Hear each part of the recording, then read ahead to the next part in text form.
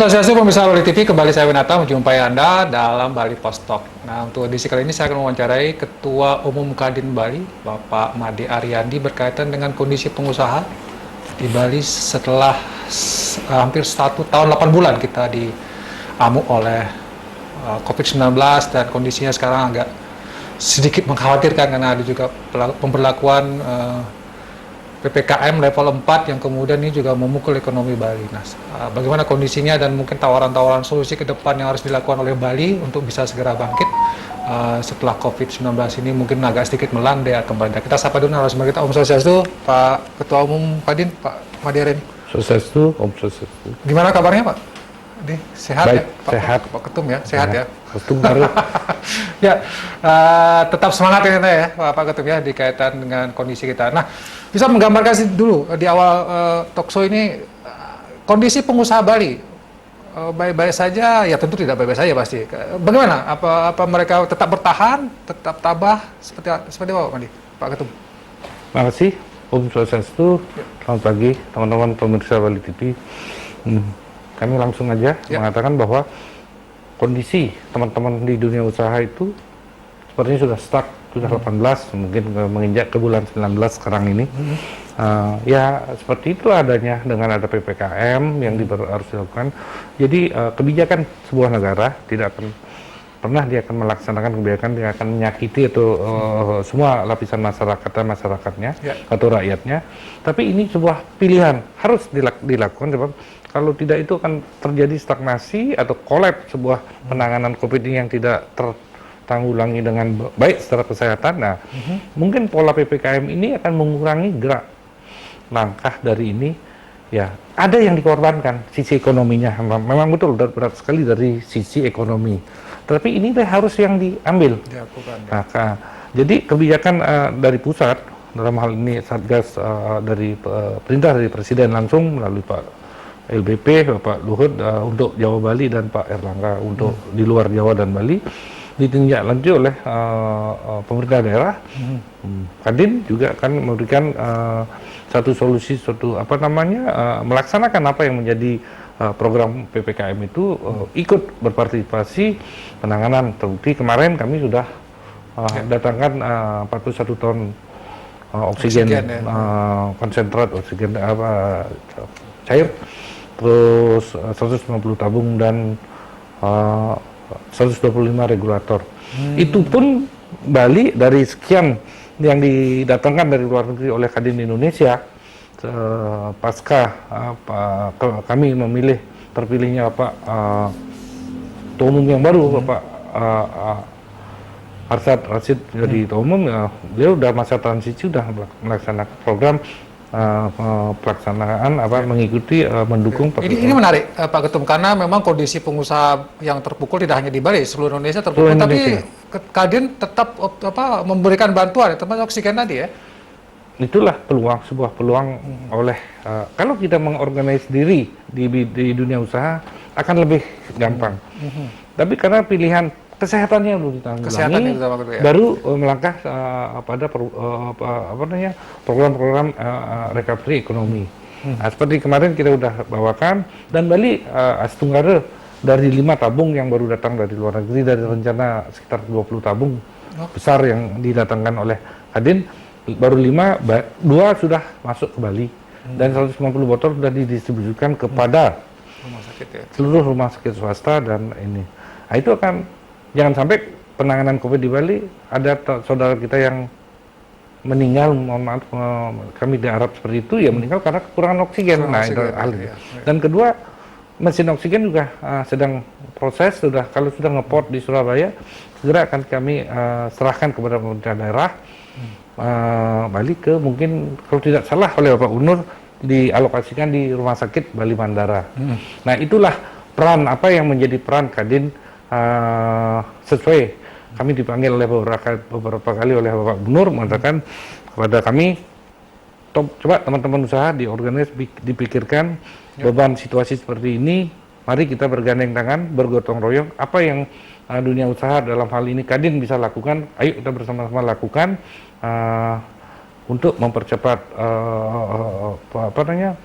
melewati masa-masa apa namanya Masa kritis ya ini. kritis peningkatan Ya, peningkatan kasus yang sangat tajam ya. Kita berharap segera melandai gitu ya Pak Ketum. ya itu harapannya harapannya seperti itu. Ya. Jadi sekali lagi ya harus kita lakukan, kita harus mulai bersama-sama seperti teman-teman media katakan, tidak bisa dihindari, kita harus prokes, harus kita terbiasa. Tapi ya harus memahami yang terpenting adalah vaksin. Baru vaksin pertama 113% ya. Ya. 103 atau 113% di Bali. Ya, Terus sudah yang terlampaui vaksin target. yang sudah 2 kali vaksin hampir 40%. Ya. Tapi kalau itu di 70%, kebijakan pusat akan berbeda. Dan Kadin berperan juga dalam proses vaksinasi di Bali, Kadin Bali. Kami sudah melaksanakan 2 kali 2 kali ya. di kantor sendiri. Ya, kami sudah hampir 2000-an udah. Ada target nanti Pak Ketum berapa yang Kami sudah komunikasi dengan Kadin Indonesia bagaimana kami akan membantu program vaksin, mempercepat program vaksin yang disiapkan oleh pemerintah. Kami akan membantu untuk pelaksanaannya. Nah, juga kalau pelaksanaannya, kalau kami akan rencananya akan mengadakan vaksin ini mungkin kayak di teman Kadin Indonesia, Kadin Jawa Barat melaksanakan di GOR di Bogor. Itu kurang lebih 11.000. Kami kemarin di angka 1.000-an, 1.500-an. Nah, itu yang kami rencanakan ke depan. Kalau itu sudah seluruh stakeholder atau para pengusaha berpikiran seperti itu, kalau sudah divaksin, ya kita udah siap. Pemerintah pusat akan melihatnya, akan mulai dibuka bertahap, akan boleh aktivitas ya secara gradual akan bisa dibuka kembali. Kalau kita bicara tentang kondisi pengusaha tadi, Pak Ketum mengatakan stagnan gitu ya. Nah, kita berharap kan ini, oke lah sekarang kita kesehatan dulu yang diutamakan. Ke depan mungkin sudah ada persiapan langkah-langkah yang Pak Ketum lakukan untuk para pengusaha ini. What next, apa yang kita lakukan agar dari stagnan ini bisa bangkit lagi Pak Ketum? Terima kasih. Sudah tentu kita mengawali dari diri kita sendiri, disiplin. Seperti moto Kadin adalah tabah, Ya, jujur, setia. Ya tabah. Dengan situasi seperti ini kita harus tabah menghadapinya. Jujur terhadap kepribadian sendiri, apa menjadi komitmen sebagai pengusaha, dan setia terhadap semua. Setia kawan, setia dengan lingkungan. Itulah bagian dari partisipasi atau bentuk gerakan Kadin terhadap situasi yang ada sekarang. Mungkin solusinya kan seluruh pengusaha yang ada di Bali sekarang ini adalah sudah stuck. Jangan sampai ini pemikiran kami sebagai ketua Kadin, mungkin tidak hanya usulannya kan, restruct. Kalau restruct akan ini restruct sebenarnya hari ini kita tidak membayar apa-apa, tetapi terhitung. Ini pada titiknya harga, nilai aset kita dengan situasi sekarang menurun, beban kewajibannya ke depan akan tinggi. Kami usulkan adalah sebuah stimulus atau vaksin ekonomi. Dalam hal ini gerakan gimana caranya, udah kita diulang aja. Yang sudah mendapat pinjaman diberikan satu langkah kesehatan yang akan dibantu oleh negara. Dan ini usulan kami adalah bagaimana di perjanjian kredit baru, setelah perjanjian kredit baru berapa disepakati, setelah itu ada grace periodnya di 2025. Jangan ini di restruct tapi ada nilai hitungannya. Ada dibebankan. Lebih bagus kita diskusikan berapa yang harus disepakati. Terutama bank-bank negara itu, bank yang krediturnya di Bank Himbara. Nah, kalau udah begitu kan ada kepastian 2025. Kami udah mulai siap untuk mencicil ini. Ini perjanjian kredit bukan yang lama lagi dilanjutkan. Bikin baru lagi. Objeknya sama, debiturnya sama, banknya sama, diperbarui. Nah, kalau udah itu kan seluruh pengusaha tidak menjadi beban. Sekarang, besok ini habis restruct maksimal ada aturan tax 1 atau 2 maksimal 3 kali umpamanya. Kalau sudah itu akan kewajibannya akan menjadi lebih besar terhadap apa yang menjadi kemampuan atau profil atau postur usahanya dia sendiri sudah tidak akan sanggup untuk menjalankan kewajibannya itu. Kewajibannya akan tidak. Tapi kalau sudah diberikan diperbarui PK perjanjian kreditnya baru,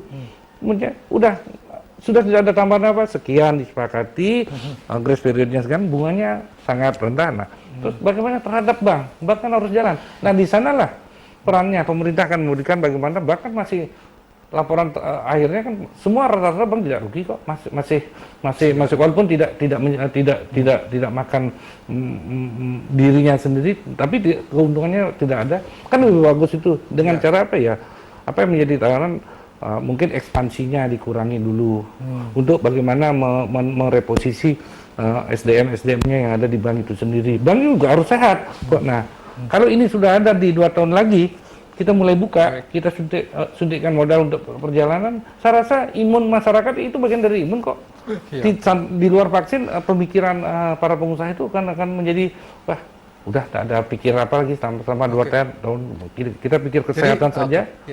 Bukan restrukturisasinya yang perjanjian baru ya? Perjanjian baru udah, pastikan itu. Nanti grace periodnya 2025 baru mereka dibebankan gitu ya? Dibebankan untuk bunga dulu mungkin, kalau situasinya udah mulai, habis itu baru. Jadi kan semua menjadi ringan, psikologis yang diserang. Kita mendapatkan percayaan yang seperti mungkin itu nah itulah itu usulannya kalau pengusaha berpikiran seperti itu hanya mengusul ini sebuah solusi. Peluangnya kita ambil dari mana? Dari sana. Kan kita buka dagangan udah orang masih airport belum buka.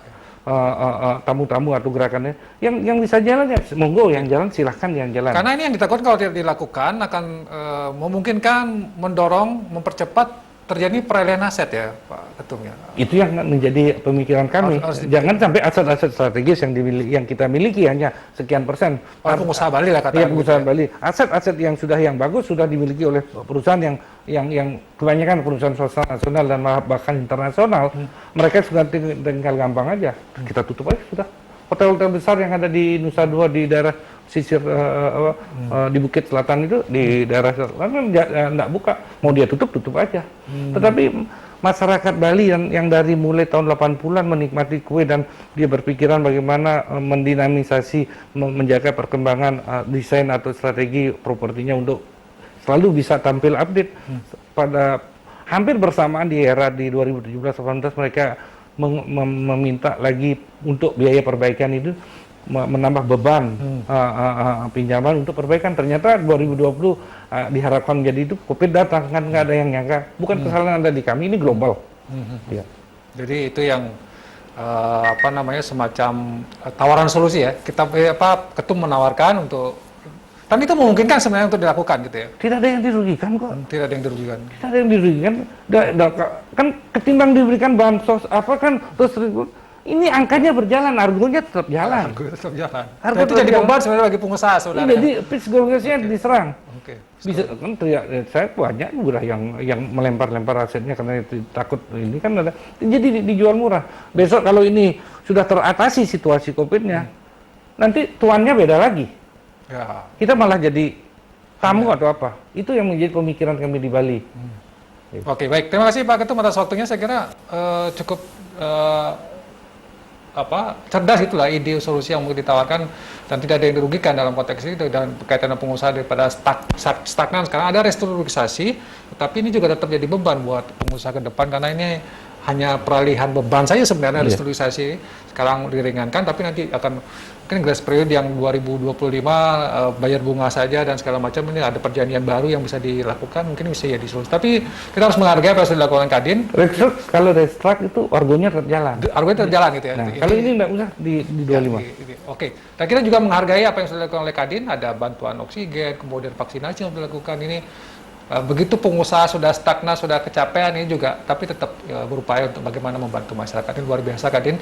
Dan demikian Bali Post Talk kali ini mudah-mudahan bisa menginspirasi dan memperkuat kita semua, imun tubuh kita dalam menghadapi COVID ini, kita semua bisa keluar dari badai ini dengan selamat. Saya tutup dengan Parama Santi, Om Santi Santi Santi Om. Terima kasih, sampai jumpa. Om Santi Santi.